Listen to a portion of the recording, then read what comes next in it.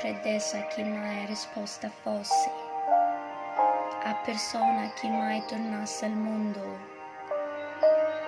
Questa fiamma staria senza più scosse, ma per gli occhi che mai di questo fondo non torno vivo ancora, s'io del vero, senza tema d'infamia te rispondo.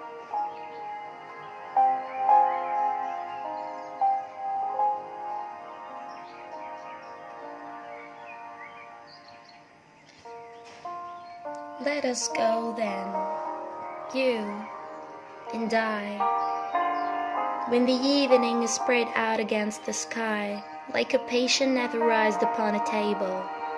Let us go through certain half-deserted streets, the muttering retreats of restless nights and one-night cheap hotels and soda-dust restaurants with oyster shells. Streets that follow like a tedious argument of insidious intent to lead you to an overwhelming question. Oh, do not ask, what is it? Let us go and make our visit. In the room the women come and go, talking of Michelangelo. The yellow fog that drops its back upon the window panes, the yellow smoke that rubs its muzzle on the window panes, licked its tongue into the corners of the evening, lingered upon the pools that stand in drains, let fall upon its back the soot that falls from chimneys, slipped by the terrace, made a sudden leap, and seeing that it was a soft October night, curled once upon the house and fell asleep.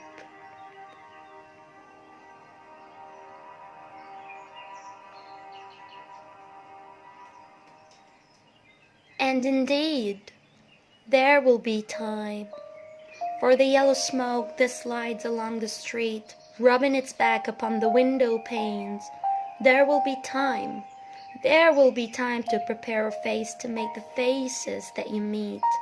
There will be time to murder and create, and time for all the words and days of hands that lift and drop a question on your plate.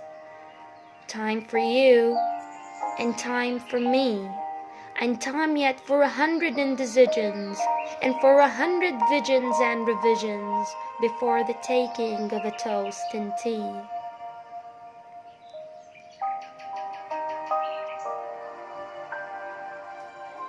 In the room the women come and go, talking of Michelangelo.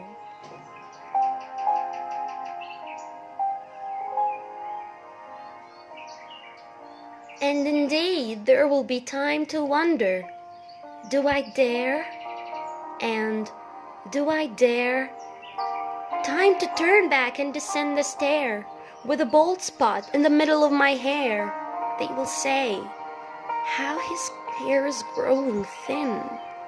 My morning coat, my collar mounting firmly to the chin, my necktie rich and modest, but asserted by a simple pin.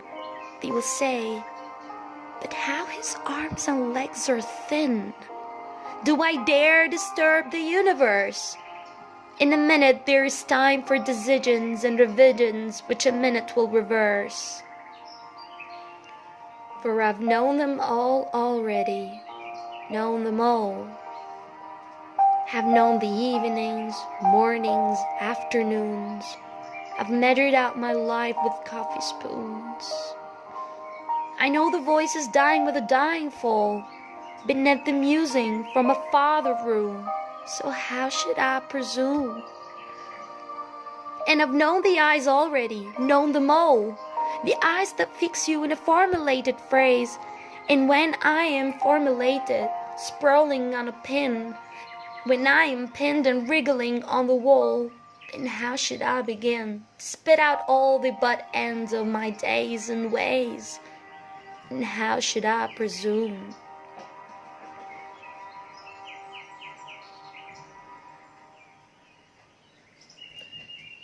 And I've known the arms already, known them all.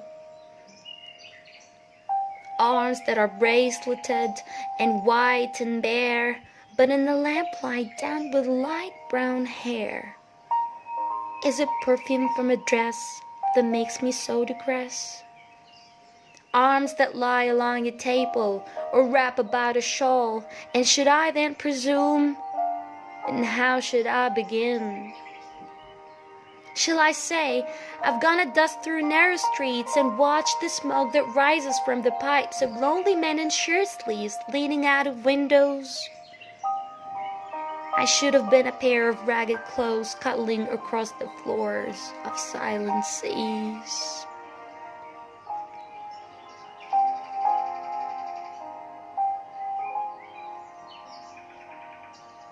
In the afternoon, the evening sleeps so peacefully, smoothed by long fingers, asleep, tired, or it malingers, stretched on the floor, here, beside you and me.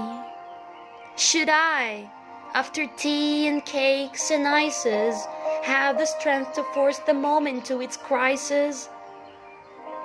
But though I've wept and fasted, wept and prayed, though I've seen my head grown slightly bald, brought in upon a platter, I'm no prophet, and here's no great matter. I've seen the moment of my greatness flicker, and I've seen the eternal footman hold my coat and snicker. And in short, I was afraid. And would it have been worth it after all? After the cups, the marmalade, the tea, among the porcelain, among some talk of you and me, would it have been worthwhile to have bitten off the matter with a smile, to have squeezed the universe into a bowl, to roll it towards some overwhelming question, to say, I am Lazarus, come from the dead, come back to tell you all. I shall tell you all. If one, settling a pillow by her head, should say, that is not what I meant at all, that is not it at all. And would it have been worth it after all? Would it have been worthwhile after the sunsets and the dooryards and the sprinkled streets, after the novels, after the teacups, after the skirts that trail along the floor, and this and so much more? It is impossible to say just what I mean, but as if a magic lantern threw the nerves and patterns on a screen, would it have been worthwhile if one settled in a pillow or throwing off a shawl and turning toward the window should say, that is not it at all, that is not what I meant at all.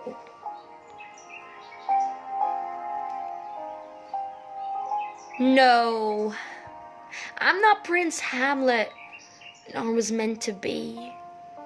I'm an attendant lord, one that will do to swell up progress, start a scene or two, advise the prince, no doubt, an easy tool, differential, glad to be of use, politic, cautious, and meticulous, full of high sentence, but a bit obtuse, at times indeed almost ridiculous, almost at times the fool.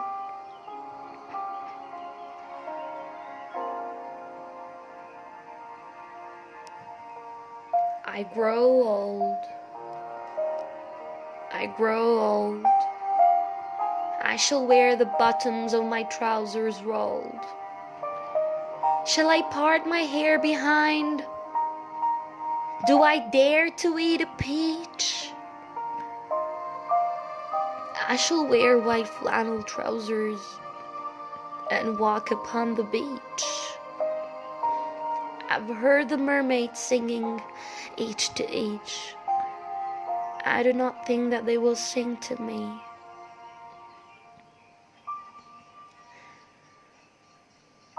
I've seen them riding seaward on the waves, combing the white hair of the waves blown back. When the window blows the water white and black, we've lingered in the chambers of the sea, by sea-girls wreathed with seaweed red and brown, till human voices wake us, and we drown.